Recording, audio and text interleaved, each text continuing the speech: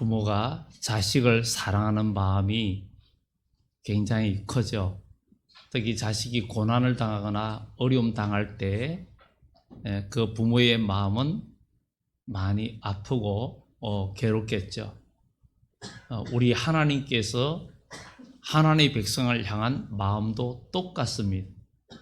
우리가 그것을 못 느낄 뿐이지 하나님은 우리를 불쌍히 여기시고 하나님의 백성이 고난당할 때 우리 하나님께서도 마음 아파하시고 우리 하나님 아버지께서도 그 마음에 굉장히 괴로우신 이런 것을 성경은 많이 표현해주고 있습니다.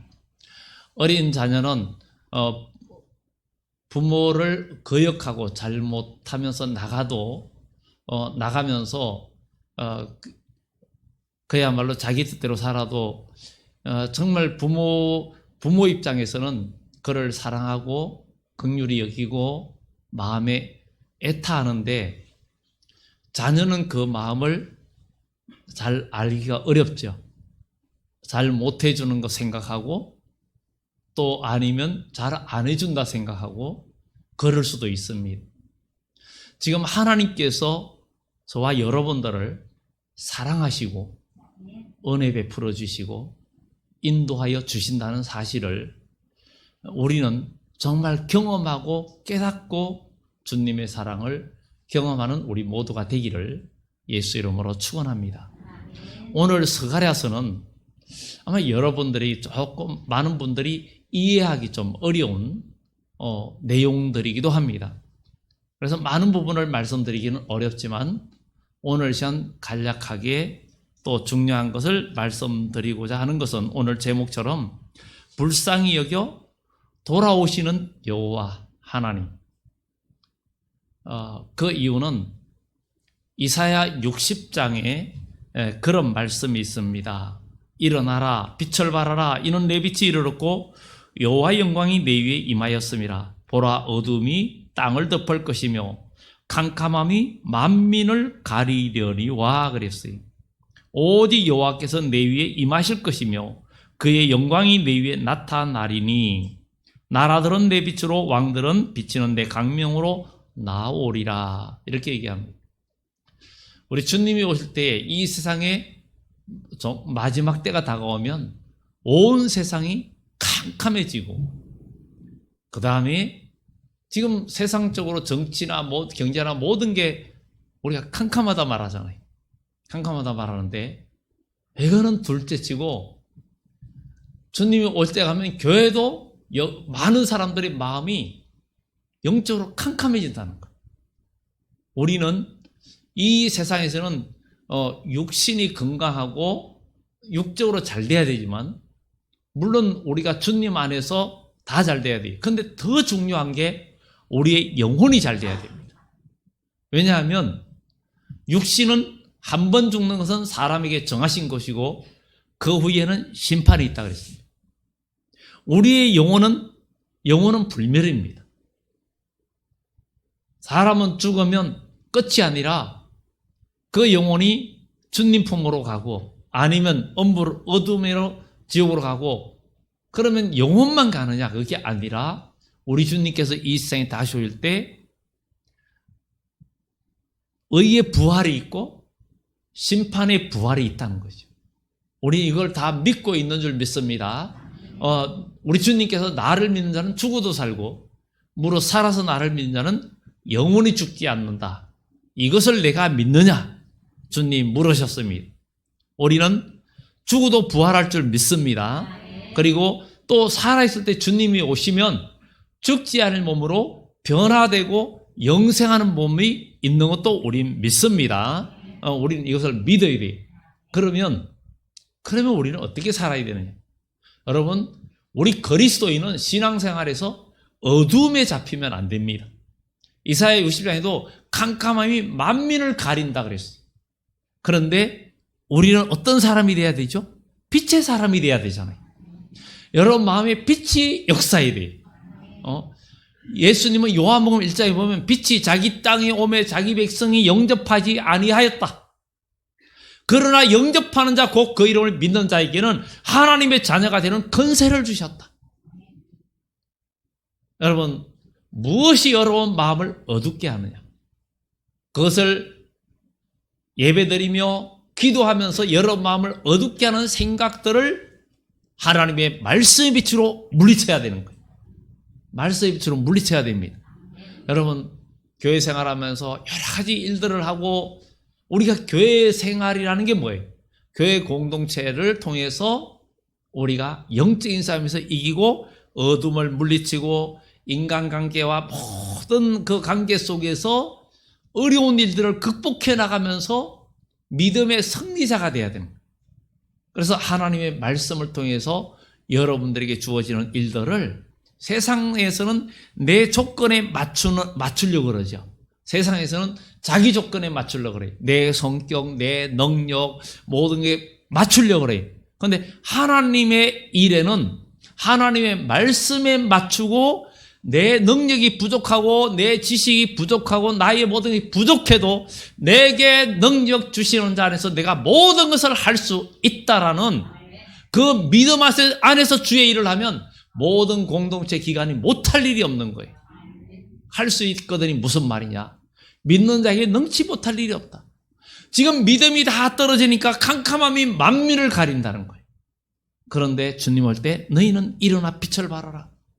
이는 하나님의 영광이 내게 이르렀고 우리 하나님이 역사하실 때가 마지막 때 온다는 거예요. 오늘날 이 시대가 점점 캄캄해지고, 그래서 마태복음에 뭐라고 그래요? 그날 환난 후 적시 해가 어두워지고 달이 핏빛같이 변하고, 이런 얘기를 하잖아요. 고난과 어려우니까 사람들 마음이 어두워지잖아요. 오늘 여기도 계신 여러분들 중에 혹 교회 생활하면서 여러 가지 불편한 것 때문에 마음의 신기가 흐트러지고 괴롭고 아니면 여러 가지 힘들고 그것 때문에 지금 어두움이 여러분들을 만약에 가리고 있다면 하나님의 말씀의 빛이 비칠 때 어둠을 물리치는 역사가 있어야 됩니다. 어떤 인간적인 조건도 우리 주님은 상관없이 다 물리치라는 거죠. 그 사람이 100% 잘못하고 나는 0% 잘못이라 해도 우리 마음속에 용서와 사랑이 쌀깃해야 된다는 것. 그래야 어둠이 여러분을 지배하지 않습니다. 어둠의 지배에서 벗어나야 우리는 승리하는 자가 됩니다. 믿음의 사람, 여러분들이 문자를 다 보냈죠? 승리하는 사람은 구름 속에 빛을 보고 해를 보고, 패배하는 사람은 구름 속에 비를 봅니다.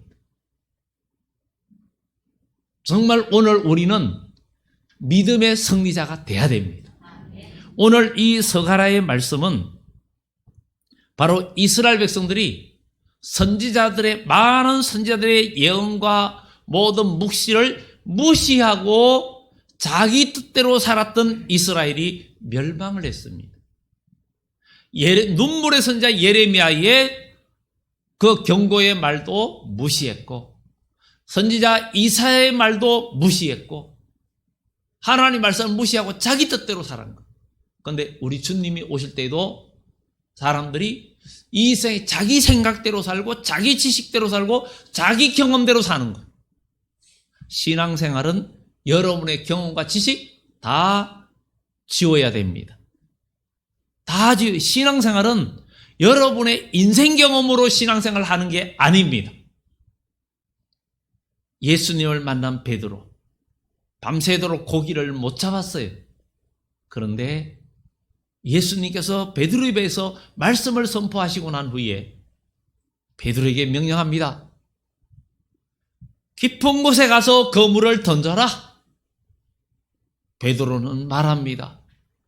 주여, 밤새도록 잡은 것이 없지만 말씀에 의지하여 그물을 던지겠습니다. 말씀에 의지하여 순종하겠습니다. 순종했더니 그물이 찢을 정도로 잡혔습니다. 이런 경험을 지금도 우리는 해야 된다는 거예요. 지금도 해야 된다는 겁니다.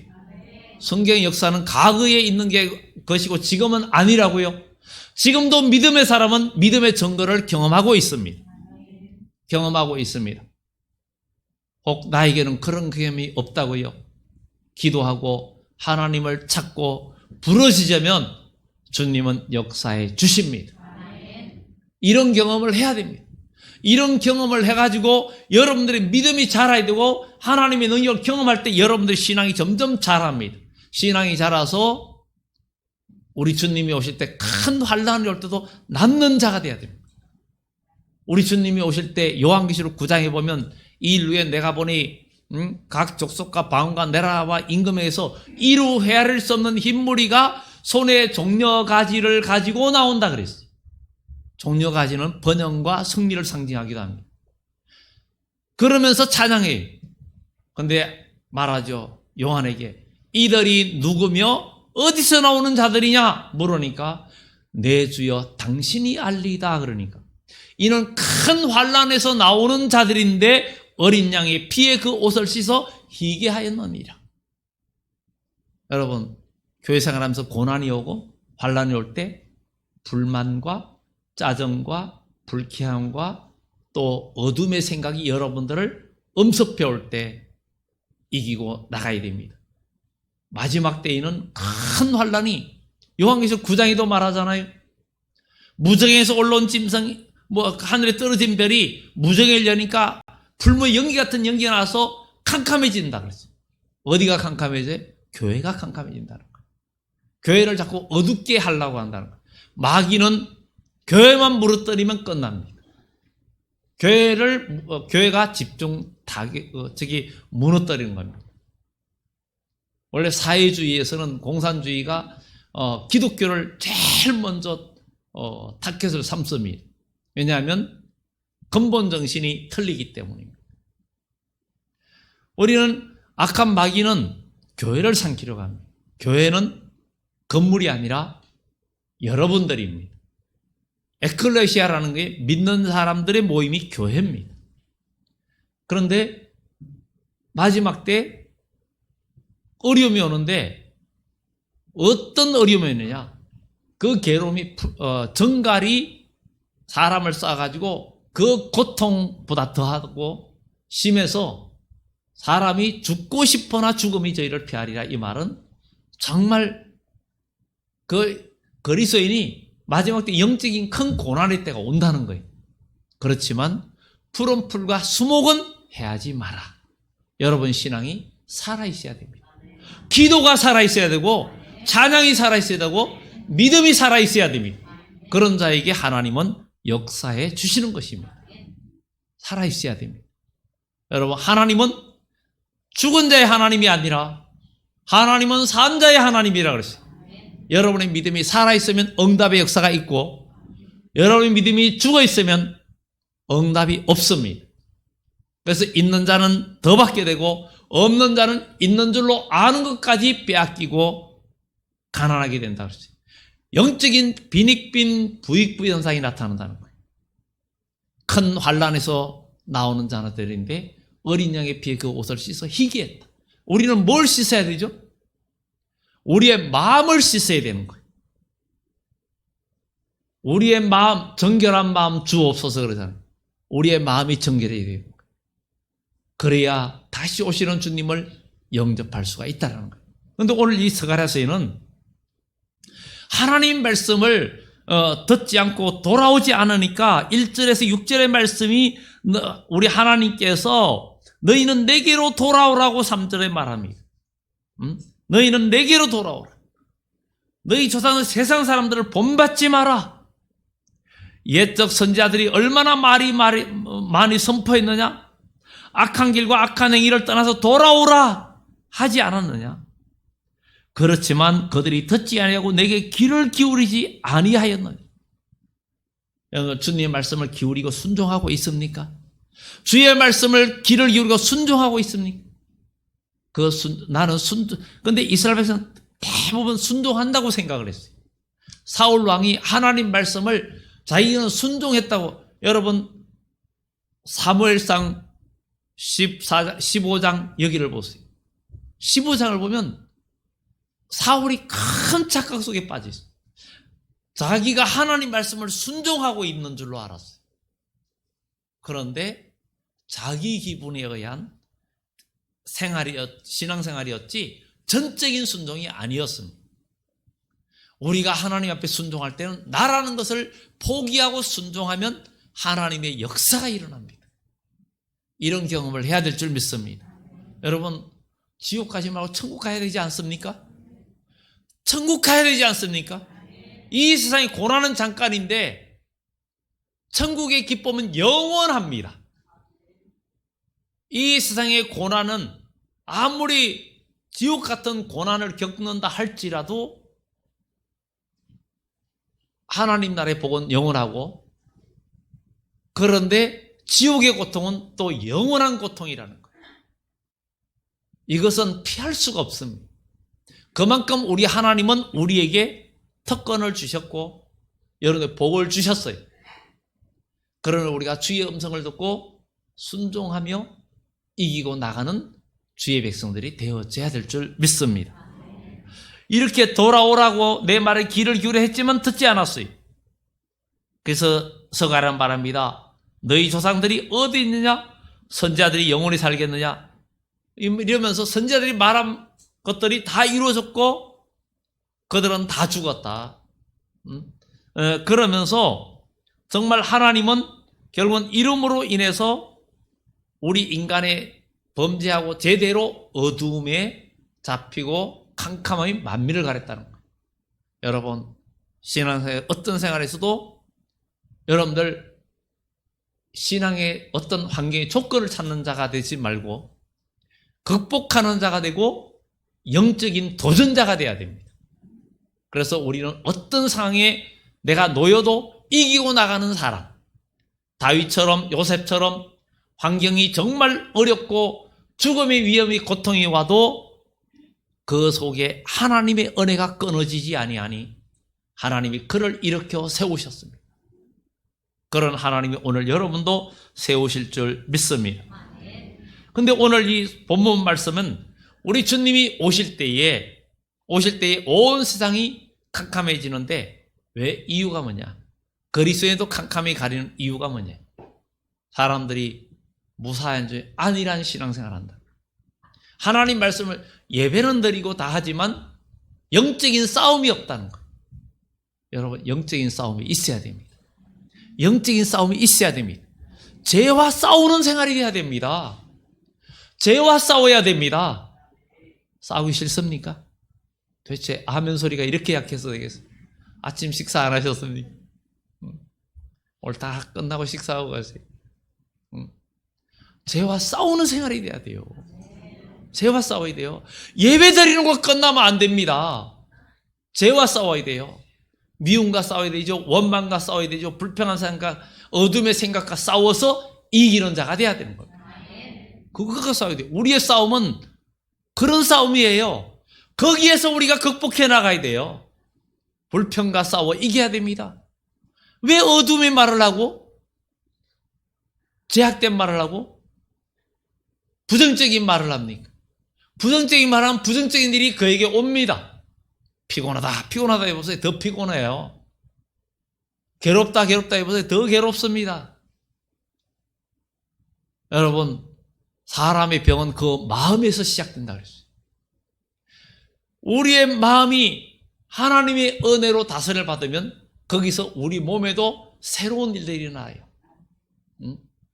똑같은 환자에게 하나는 약을 주고 하나는 가짜 약을 줬는데도 의사가 처음에 이 약이 정말 좋은 약이라니까 치료가 됐다 그러잖아요. 우리는 먼저 하나님의 말씀에서 여러분의 영혼이 은총을 잊기를 예수 이름으로 축원합니다. 오늘 여기에 밤에 보니 한 사람이 이 하나님의 사자죠. 정말 붉은 말을 타고 골짜기 속 화석류나무 사이에 섰고 여기에 화석류나무 이것은 좀 신앙적인 면과 하나님의 백성을 상징하기도 합니다. 섰는데 붉은 말이 있고 그 다음에 자줏빛 말과 백마가 있기로 이들이 무엇입니까? 그러니까 이들이 무엇인지 내게 보이리라 하니 화석류나무의 선자가 대답하여 이르되 이는 여호와께서 땅에 두루 다니라고 보내신 자들입니다. 우리 주님이 오실 때에 붉은 말, 이렇게 자줏빛 말, 백말 이런 말들이 두루 다니는 것은 이제 신속하게 하나님의 역사가 이루어짐을 의미하고 있고 이것이 요한계시록 6장에 우리 주님이 오실 때에 흰 말이 나오고 또 검은 말이 나오고 청황색 말이 나오고 이 백마가 나오는 이런 일들이 그러니까 네 말이 나오죠. 백마가 나오고 붉은 말이 나오고 또 검은 말이 나오고 청황색 말이 나오는데 거기 주님의 때의 징조를 이야기해 주는 거예요. 근데 그들이 온 땅에 다녀보니까 온 땅이 평온하고 조용하더이다 그러니. 지금은 안 조용하죠. 세상이 난리지요. 그러면 이 조용하다는 의미가 뭐냐 이거죠. 우리는 주님이 오실 때 가면 이 세상에 예수님이 말한 종말의 징조들이 나타난다는 거예요. 기근이 있고 지진이 있고 전염병이 있고 전쟁이 있고 이런 일들이 일어난다는데 온 세계가 난리잖아요. 사실 이 전쟁이 안 일어나고 온 세계가 잘 조화를 이뤘다면 이렇게 인플레이 되지도 않고 이런 어려움이 없었을 거예요. 그런데 지금 계속 극단으로 치닫고 있고 어려움이 오고 있잖아요. 그럼 우리는 이런 것들을 여기만 세상 일만 보고 우리는 두려워할 것이 아니라 정말 중요한 것은 교회입니다. 우리 믿음의 사람이 일어서야 됩니다. 혹시 여러분 마음속에 어둠이 자리 잡고 있다면, 부정적인 생각이 자리 잡고 있다면 일어서야 돼요. 어떤 환경 속에서도 여러분들이 믿음으로 극복하고 나가는 힘을 길러야 돼요. 어떤 사람은 고난이 어려움이 오면 무너져요. 우리 지난주 토요일 날 우리 일남 일녀 이남 이여 몇몇 분들이 영종도를 통해서 무의도를 통해서 이렇게 한 바퀴 돌았어요. 그러면서 차를 운전하면서 저쪽에 가면서 오른쪽 2시 방향에 있는 저 섬이 실미도입니다. 실미도입니다. 실미도는 영화를 보시면 알고 인터넷 쳐보면 압니다. 어떤 곳인지. 극한의 훈련과 고난의 장소이기도 합니다. 그런데 정말 사람이 엄청난 고난을 당할 때 어떤 사람은 성숙하는 사람이 있고 어떤 사람은 악해지는 사람이 있어요. 하나님이 함께 하시면 어떤 고난도 이기고 더욱더 영걸어지고 다윗처럼 요셉처럼 만들어져요. 그러나 아니면 반대로 오히려 악으로 연결 사람도 생깁니다. 하나님이 함께 하시면 선의 열매를 맺게 될 줄 믿습니다. 이렇게 온 땅이 평안하다 이 말은 이 선지서의 예언을 이 시간에 짧게 말씀드린다면 우리 주님이 오실 때가 되면 세상에 큰 환란들이 일어나죠. 지금 그런 일은 일어나죠. 그러면 이게 끝이 아니라 재난의 시작이라는 거죠. 학자들이나 모든 사람들은 이제 3차 세계대전에 서막이 올랐다. 왜냐하면 모든 무기가 지금 고갈돼 가고 있잖아요. 재래식 무기가. 이러다 보니까 재래식 무기의 전쟁의 한계를 느끼게 됩니다. 그럼 다음 전쟁은 불을 보듯 뻔하게 핵전쟁이 될 수밖에 없다라는 거죠. 그러면 우리가 지금 그것을 두려워해야 되느냐? 아니라는 거죠. 이런 혼란한 상황이 어려움이 오다가 잠시 세계에 복음을 전할 수 있는 평온한 때가 잠깐 온다는 거예요. 그때가 되면 그러니까 평온하더이다 이러니까 그 다음에 하는 말이 여호와의 천사가 12절에 이르되 만군의 여호와여 여호와께서 언제까지 예루살렘과 유다 성읍들을 불쌍히 여기지 아니하시려나이까 이를 노하신 지 70년이 되었나이다. 이 말은 하나님께서 회복하실 기한이 됐다는 거예요. 회복하실 기한이 됐다는 거예요. 하나님 이스라엘 백성을 향하여 노하신 지 70년이 되었나이다. 왜 노하셨느냐? 하나님 말씀을 절겨 순종하지 않고 신앙생활도 감정에 휘둘리는 신앙생활이 되고 인본주의가 되면 안 되는 것을 우리에게 말해주고 있는 거예요. 여러분, 신앙생활은 바로 나의 자아를 죽이고 나의 감정과 인간의 원망과 어둠의 생각과 불평과 불만 이런 것들을 죽여가지고 주님의 형상을 닮아가는 게 우리의 목적이에요. 그것이 없어져야 죄를 짓지 않습니다. 그게 없어져야 남을 판단하지도 않고 험담하지도 않고 미워하지도 않고 남을 정죄하지도 않고 악한 말도 하지 않습니다. 예수님의 입에서는 은혜로운 말만 나왔어요. 여러분들은 누가 여러분들을 괴롭히거나 힘들게 할 때 여러분 속에서 불평하는 말, 어둠의 말이 나오면 아직도 내 속에 어둠이 있다는 얘기. 상대방이 어떤 그게 중요한 게 아니에요. 부모는 자녀가 응석을 부리고 막 그래도 사랑을 품어주는데 한계가 있겠지만 정말 우리 하나님의 사랑은 끝이 없잖아요. 이게 바로 은혜 시대에 우리가 받을 은혜입니다. 그러나 환난 시대는 은혜 시대가 아닙니다. 그때는 심판의 날이에요. 농부가 농사를 지을 때 정말 여름 내내 곡식을 얼마나 아낍니까? 얼마나 아낍니까? 그야말로 논에 물을 대기 위해서 얼마나 고군분투합니까? 정말 눈물이라도 쏟아가요 논에 부으려고 하잖아요. 그런데 가을에 연걸어가고 이제 추수할 때가 되면 사정없이 물을 끊어버리고 드디어 추수대가 되면 사정없이 그냥 기계로 베버립니다. 그리고 쭉쟁이는 사정없이 버립니다. 여러분, 은혜 받을 때 은혜 받아야 됩니다. 기름을 채울 수 있을 때 채워야 됩니다. 여러분, 지금 환난을 이길 수 있는 믿음으로 여러분 성장하고 있습니까? 앞으로 정말 일할 수 없는 밤도 오고 준비할 수 없는 때도 옵니다. 은혜 받을 수 있을 때 은혜 받아야 되고 기도할 수 있을 때 해야 돼요. 안일하게 신앙생활하면 안 됩니다. 안 됩니다. 노아의 70년이 되었나이다 이러니까 여호와께서 내게 말하는 천사에게 선한 말씀, 위로하는 말씀으로 대답하시더라. 정말 하나님께서 함께 하시기 때문에 인간의 힘으로 어찌할 수 없는 환경에서 회복시키는 일이 있겠다는 거예요. 과거에 바벨론 포로 잡혀가는데 인간의 힘으로 안 됐잖아요. 그런데 하나님께서 고레스의 마음을 감동시켜가지고 회복시켜준 것처럼 하나님은 마지막 때에 지금 온 세계가 어둠이 만민을 가리고 어두운 생각이 가득한 거예요. 다 부정적인 생각. 교회도 그렇다는 거예요. 그런데 여러분 부정적인 생각 다 버리시기 바랍니다. 여러분 영혼이 살아야 됩니다.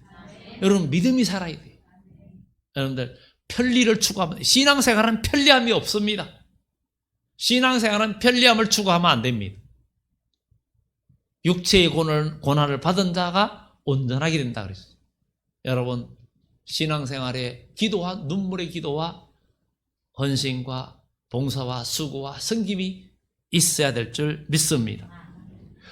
그 다음에 이 본문에 보면 14절에 내게 말하는 천사가 내게 이르되 너는 외쳐 이르기를 만군의 여호와의 말씀에 내가 예루살렘을 위하여 시온을 위하여 크게 질투하며 안일한 여러 나들 때문에 심히 진노하나니 나는 조금 노하였거늘 그들은 힘을 내어 고난을 더하였음이라. 이건 하나님의 백성을 향한 이야기입니다. 안일한 생각이 결국은 고난을 자초했다는 겁니다. 사사기를 보세요. 사사기에 고난이 계속 오는 이유가 뭐였습니까? 그들이 안일해지고 우상숭배했다는 것인데 우리는 여러분들 우상숭배 안 했다고 생각할 수 있죠. 하나님 제일주의로 나가지 않으면 다 우상숭배입니다. 사울이 불순종하는 것도 하나님 말씀 순종하지 않는 것도 점을 치는 것 같고 사술의 죄와 같고 정말 악한 신을 섬긴 것 같다. 이렇게 이야기하잖아요. 여러분 마음에 하나님이 중심이 돼야 됩니다. 여러분 영적인 눈을 떠야 됩니다. 하나님 바라봐야 삽니다. 그래야 될 이유가 오늘 본문에 분명히 나와 있습니다. 지금은 아무리 여기에 하나님께서 안일한 자들에게 안일한 것 때문에 하나님이 크게 질투한다. 하나님은 시온을 위하여 크게 질투한다 그랬잖아요. 하나님은 질투하는 하나님이라 그랬어요. 여러분 자기가 좋아하는 사람이 다른 사람도 좋아하면 질투심 생기잖아요. 응? 자기가 사랑하는 사람이 다른 쪽으로 마음이 가면 질투심이 생기잖아요. 우리 하나님께서 내가 너희만 사랑하였다 그랬어요. 우리 하나님 여러분만 사랑했다는 거예요. 하나님의 사랑을 여러분 느끼기를 예수 이름으로 축원합니다. 하나님은 여러분을 사랑하십니다. 사랑의 하나님은 여러분들이 그 사랑의 하나님을 아버지로 부르짖고 예수님의 이름으로 죄의 문제가 해결되면 역사가 일어납니다. 도와주십니다. 이런 경험을 해야 됩니다. 그래야 더 큰 환난 날에 남는 자가 되는 거예요. 성경이 말하잖아요. 네가 걸어가도 피곤하면 어찌 말과 함께 경주하겠느냐. 환난의 날에는 네가 어찌 하렸느냐 그랬어요. 지금도 신앙생활에 피곤하십니까? 환난 날에는 어떻게 다름질하고 어찌 말과 경주하고 남는 자가 될 수 있습니까? 이사야 40장이 말하잖아요. 소년이라도 장정이라도 쓰러지면 자빠지되 여호와를 앙망하는 새 힘을 받으리니 독수리에 날개치며 올라간 같을 것이라 그랬어요. 피곤하지 않겠다 그랬어요. 여러분, 영적인 피곤함은 큰일 납니다. 영적인 피곤하면 벌써 교회 생활이 다르고 신앙 생활이 다르고 기도 생활이 다르고 안일해집니다. 여러분, 큰 코 다치기 전에 일어서야 됩니다. 제가 가끔 그랬잖아요. 중학교 때 국어 선생님이 칠판에 글씨를 막 쓰는데 따라 쓰라고 노트에서 받아 적잖아요. 근데 애들이 막 이야기하고 그러니까 갑자기 쓰다가 터지고 나서 후회 말고 터지기 전에 조심하자 갑자기 그렇게 써가지고 그러니까 조용해지는 거예요. 조용해지는 거예요. 아니 국어 내용을 빡 쓰는데 갑자기 터지고 나서 후회 말고 터지기 전에 조심하자 이렇게 쓰니까 갑자기 받아 쓰려다가 조용해지는 거예요. 그러니 미련한 처는 기름을 예비하지 못했다가 주님 신랑이 올 때 당황하면서 쫓겨나고 문이 열리지 않았잖아요. 못 들어갔잖아요. 여러분 지금 아무 일이 없다고 가만히 있으면 안 됩니다. 안 됩니다. 우리 교회 냉난방기 바꿨는데 그 설치한 사람이 어제 담배를 무지 피우는 거예요. 담배를 참 많이 피워요. 그래서 다 하고 이제 끝나고 가기 전에 이제 일부 추가비 돈을 주면서 돈 주고 하여튼 식사도 하고 차도 또 테이크아웃 해드리고 그리고 잠깐 신앙적인 얘기를 했어요. 신앙생활 해보셨습니까? 교회 다녀보셨어요? 물었더니 어릴 때 다녔대요. 그런데 지금 먹고 사는 게 먹고 살고 이러다 보니까 전혀 못 가고 있대. 뭐 당연하죠. 술 담배를 피우니까. 그래 짧은 시간이지만 그래도 예수님을 믿어야 된다고 잠깐 얘기했어요. 그리고 조금 더 드렸어요. 왜냐하면 우리 그리스도인의 교회에 와서 그 사람이 마음에 여운을 남고 가야지. 주님을 바라보고 싶은 생각, 어려울 때 주님을 찾는 마음이 생겨야 되지 않겠습니까? 여러분, 정말 하나님께 부르짖어야 삽니다. 준비해야 됩니다. 안일한 시온을 위하여 크게 질투하며 안일한 여러 나라들 때문에 진노한다 그랬어요. 나는 조금 노했는데 그들은 힘을 내어 고난을 다했습니다. 여러분 괴롭고 힘들 여러분 먼저 안일함에서 돌아서야 됩니다. 일어서야 됩니다. 일어섭시다. 힘을 냅시다. 자, 옆에 분들한테 얘기하세요. 2번 얘기하세요. 일어나세요. 힘을 냅시다. 힘을 내세요. 예, 일어나야 됩니다. 자, 웃으세요. 예, 웃어요. 웃으면 복이 옵니다. 하나님께서 여러분들을 웃게 하셔야죠. 아브라함이 웃었잖아요. 아들이 있으니까 아브라함이 웃었어요. 먼저 웃었어요. 그 다음에 사라도 웃었어요. 그런데 하나님은 아들을 주셨어요. 이름이 이삭이에요. 이삭이란 뜻이 웃음이란 뜻이에요. 여러분 불가능한 가운데서도 하나님은 여러분들에게 이삭을 주십니다. 웃음을 주십니다. 하나님께서 여러분을 웃게 하시는 역사가 있어야죠. 있습니다. 여러분 환경 보지 마세요. 여러분 왜 주위 환경을 보고 거기에 무너집니까? 교회 생활에서도 인간관계에서 무너지면 안 됩니다. 마귀는요 여러 가지 방법으로 우리 마음에 어둠의 생각이 들어가게 하고 어둠의 말을 하게 되고 비판이나 원망이나 불평의 말을 하게 하는 거예요. 그 순간에 나는 마귀한테 붙들린 거예요. 여기에서 다 벗어나야 돼요. 그래야 이기는 자가 되는 거예요. 이게 영적인 병을 고치는 겁니다. 그래야 여러분들이 살고 하나님 복을 받습니다. 가인에게 그러잖아요. 네가 분내면 어찌미냐, 네가 안색이 변하면 어찌미냐. 은혜 받은 사람은 안색이 변하지 않습니다. 은혜 받은 사람은 안색이 밝아지고 여러분 얼굴이 해같이 빛나야 됩니다. 여러분 얼굴이 해같이 빛나야 돼요. 옆에 분들의 얼굴 보세요. 다 웃으면서 보세요. 그래야지 빛나지.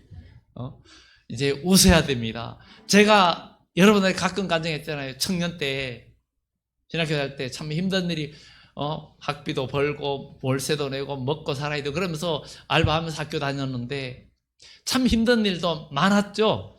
뭐 다 그렇지만, 주일날 아침에 교회 갈 때 거울 보고 웃고 갑니다. 주님, 오늘도 웃게 하옵소서. 그러면서 거울 보고 웃어요. 거울 보고 웃고 나갑니다. 그래, 웃자. 어떤 일에서도 웃자. 그랬어요. 신학교 다닐 때 등록금을 제때 못 내가 졸업도 제때 못했어요. 근데 나중에 친구들이 그래요. 부잣집인 줄 알았대. 한 번도 어렵단 말 한마디도 안 했어요. 졸업은 같이 했는데 졸업장은 나중에 받았어요. 왜냐하면 등록금을 제때 못 내가지고. 그래도 누구한테 그 못 냈다 소리 한마디도 안 했어요. 그렇다고 제 마음이 어두운 것도 아니었어요.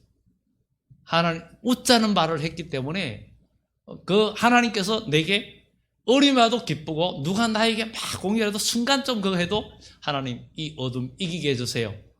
그러니까 마음에 그냥 바다가 예수님께서 풍랑이 있는 바다에 주무시는데 제자들이 풍랑이 일어나니까 우리가 죽겠나이다 그러니까 예수님께서 너희 믿음이 어디 있느냐, 믿음이 적은 자들아. 그리고 바다에 잔잔하니까 잔잔해졌어요. 사람들이 이 사람이 어떤 사람이기에 바다도 잔잔해지는가. 여러분 고난이 와도 여러분 마음에 풍랑 일어나는 거 예수님의 이름으로 잠재우시기 바랍니다. 이기는 자가 되게 됩니다. 오늘 여기 말씀 정리합니다. 안일한 것 때문에 노아의 여건을 그들은 힘을 내어 고난을 당했다. 그러므로 여호와가 이처럼 말하노라. 내가 불쌍히 여김으로 예루살렘에 돌아왔은즉.